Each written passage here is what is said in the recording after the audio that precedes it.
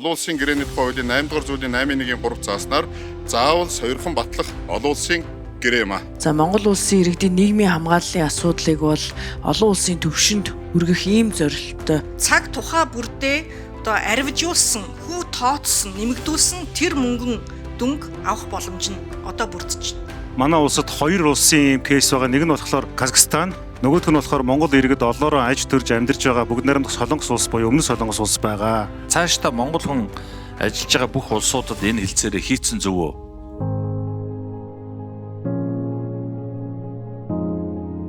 Монгол улсын их хурл засгийн газраас гадаад улсад тэр тусмаа нэг улсад олноороо ажиллаж амьдарч байгаа иргэдийнхээ нийгмийн баталгааг хангах, тэр тусмаа ирээдүйн амьдралын баталгааг бий болгох тэтгэврийн асуудлыг шийдвэрлэх ажлыг үе шийдтайгаар хийж ирсэн. Одоогоор манай улс Монгол иргэд олноороо оршин суудаг Оросын улбаны улс, бүгд найрамдах Солонгос, Унгар улс, бүгд найрамдах Польш, бүгд найрамдах Турк, бүгд найрамдах Чех гэсэн 6 улсдаа нийгмийн хамгааллын хилцээр байгуулж, цалин орлогоосоо төлсөн татвар шимтгэлийг тооцоолж, ирээдүйд тэтгэвэр тогтоолгож авах. Мөн хоёр улсад давхурдан шимтгэл хамрагдахаас урьдчилан сэргийлэх, зарим богино хугацааны тэтгэмж авахлаар харилцан тохиролцсон хилцээрийг амжилттай хэрэгжүүлж байна. Тэгвэл өнгөрсөн намрын чуулганаар буюу 2025 оны 11 дугаар сарын 5-ны өдөр Монгол улсын засгийн газар бүгд найрамдах Турк улсын засгийн газар хоорондын тэтгэврийн асуудлаар хамтран ажиллах тухай хилцээрийг улсын хурл сойрхон баталснаар манай улс 7 улстай нийгмийн хамгааллын олон улсын хилцээрийг хийж гадаад улсад амьдарч байгаа иргэдийнхээ эрх ашиг хамгаалах бодлогоо тэллээ. Улсын хурлын нийт гишүүдийн олонх тэмцсэн тул тэтгэврийн асуудлаар хамтран ажиллах тухай хэлцээр сойрхон батлах тухай хуулийн төслийг эцэсэн баслан тооцлоо.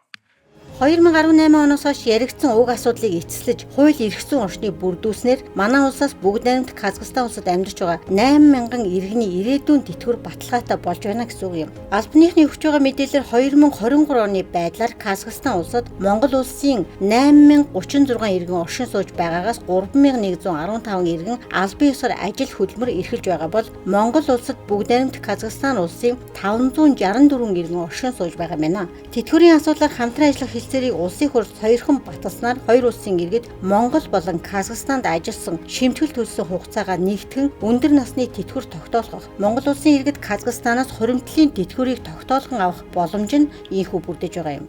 Энэхүү хэлцээр нь нийгмийн даатгалын хуулиудад зааснаас өөр журмаар тэтгэврийн эрх үүсгэх, олгох харилцааг зохицуулсан тул олон улсын гэрээний тухай хуулийн 8 дугаар зүйлийн 8-1-ийн 3 зааснаар заавал сойрхон батлах олон улсын гэрээ юм а. 95,000 орчим казак иргэдийн асуудал тэндээс босч ирж Монголын яриад болсон энэ эдгээр хүмүүсийн асуудлыг энэ хэлцээрийн хүрээнд шийдэхээр байгаа.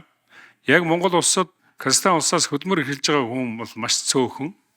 Тийм учраас энэ хэлцээр бол Монгол улсын хувьд бол маш тийм үр ашигтай ийм хэлцээр болж байгаа. Казахстан улс бол 1998 оноос хойш бүрэн хуримтлалын тогтолцоороо ширдсэн байгаа.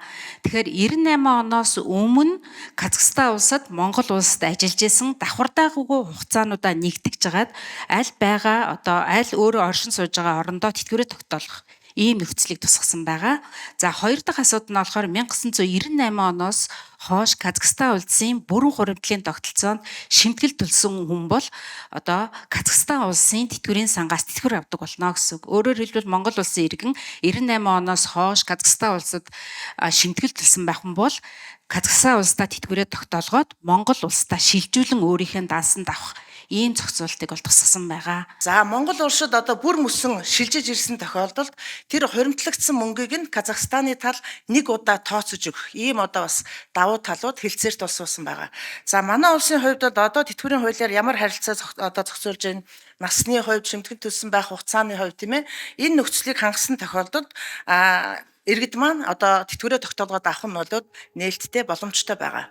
Монгол Улсын засгийн газар бүгд найрамдах Казахстан улсын засгийн газар хоорондын тэтгэврийн асуудлаар хамтран ажиллах тухай хэлэлцээрт зааснаар хоёр улсын нутаг дэвсгэрт 1998 оны 1-р сарын 1-ний өдрийн хүртэл цаг хугацааны хувьд давхцалгүй ажиллаж, нийгмийн даатгалд хамрагдсан хугацааг нэгтгэн тооцож, тэтгэврийн эрх үүсгэх бөгөөд тухайн иргэн өөрийн улсдаа тэтгэврээ тогтоолгох боломжтой болж байгаа юм. Монгол Улсын их хурал засгийн газар үргэлжлүүлэн хөлийн чанарт ажиллаж амьдарч байгаа Монгол иргэдийн нийгмийн даатгалын тогтолцоог олон улсын жишигт хүргэх, шударга ёсонд нийцүүлэх, тэтгэврийн шинжилгээг эрчимжүүлэх, холбогдох хууль эрх зүйн орчныг бүрдүүлэхэд анхааран ажиллаж байна. Цаашдаа ч гэсэн Монгол улс бусад улсуудаа энэ хэлцээрийг бас үргэлжлүүлнэ. Монгол улсын иргэд Австрали улсад бий, Австри улсад бий, олноороо одоо шинэ оршин сууж бас ажиллаж амьдарч байгаа улсууд бий. За нөгөөдөгөр одоо чинь бид зарим улсуудаа хэлцээрээ шинжлэх шаардлага бас бий. Бусад улсуудын зүгээс бол албан ёсоор амьдарч байгаа иргэнд илүү нийгмийн хамгааллыг үзүүлэх гэсэн ийм чиглэл баримталдаг. За гисэн хэдий боловч бид нэр үйлдвэрлэлийн ослын даатгал, за эрүүл мэндийн яаралтай тусламж үйлчлэхээ зэрэг энэ наад захын хүний эрхийн асуудлууд дээр бас санал тавьж ажилладаг. Тэгэхээр Солонгос улсад бол хамгийн нааштай хэлцээрийн хувьд Солонгост ажиллаж байгаад буцаж хилээр гарсан тохиолдолд төсшин шимтгэлээ бүгдийг авчиж байгаа. Одоо энэ хэлцээргүй орнуудад ажиллаж байгаа, амьдарч байгаа монголчууд байгаа. Тэр улсынхаа хууль тогтоомжийн дагуу нийгмийн даатгал юм уу, тэтгэврийн даатгалд хамрагдаад явах нь бол нээлттэй. Одоо сайн дурын даатгалын тэр шимтгэл төлсөн хугацаа хүрэлцээтэй бодоод мөн Монголынхаа хувьдаар тэтгэврээ тогтоолгоод явах ийм одоо эрх зүйн зохицуулт бол байгаа. Ийхүү Монгол Улсын засгийн газар бүгд найрамдах Казахстан улсын засгийн газар хоорондын тэтгэврийн асуудлаар хамтран ажиллах тухай хэлэлцээрийг улсын их хурал саяхан баталснаар хоёр улс тэтгэврийн асуудлаар хамтран ажиллаж нийгмийн хамгааллын тогтолцоонд харилцан тэгш ирэх эдлэж үүрэг бас хүлээх юм. Ялангуяа Монгол улсын иргэдийн ажиллаж амьдарсан улсдаа нийгмийн даатгалын шимтгэл төлсөн хугацаа нь Монгол улсад даатгуулсан хугацаанд тооцогдохгүй. Тэтгэвэр тогтоолгох эрх үүсэхгүй. Өндөр насны тэтгэврийг бага хэмжээгээр тогтоох зэрэг сөрөг үр дагаврыг арилгаж байгаа ач холбогдолтой хууль юм.